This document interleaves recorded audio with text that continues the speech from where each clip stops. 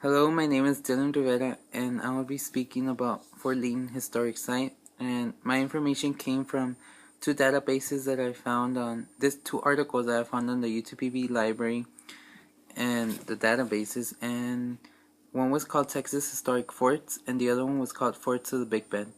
I also got my information from Fort Lee itself, and I went over there and got a pamphlet and this news article called It Solitario. It has a lot of good information. I also asked around and took a tour. And Fort Leaton was established in 1848 by the family of Juana Pedraza and Ben Leaton. The area was probably Juana Pedraza's property, and the fort was actually established there already before the Leatons came in. Right now, the fort is equipped with furniture and an exhibit and student docents to give around tours to whoever wants to know more of the history of the area. And the Fort Leaton was a family business, although many people think it was probably for military since it has a name, a fort, and people think it's to protect.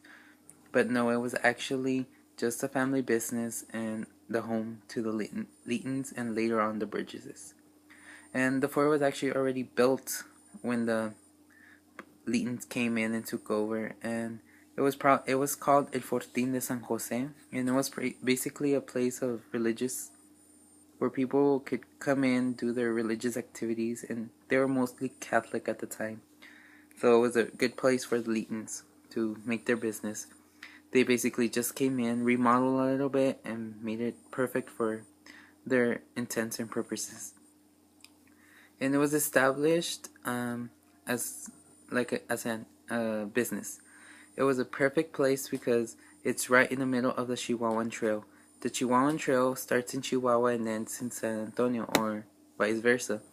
And that was very important trail because San Antonio and Chihuahua City were very important cities during the time period. So a lot of people took the Chihuahuan Trail. So Fort Lee was perfect for a truck stop, hotel. People stopped by to eat, feed their horses, get more supplies, trade, and many things like that. And the trip from Chihuahua to the fort or San Antonio to the fort was around 2 to 3 months, so it was very exhausting. The whole trip was 6 months, so people took advantage of the fort, and it was perfect for the Leetons. And Fort Leaton was I'm sorry. Um, the Burgess family actually was the second family to live on the fort. And the Burgess, the story goes that Ben Leaton was on a trip to San Antonio and he got murdered.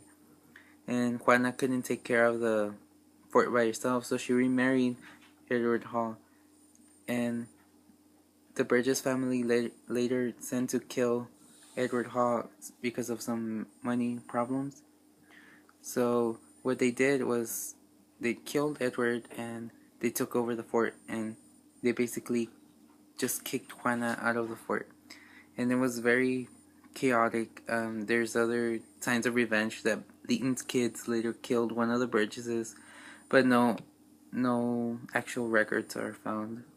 But yes, the Burgess moved into the fort. They kind of moved things around, but it was still meant as a trading post, and it was a business for the family.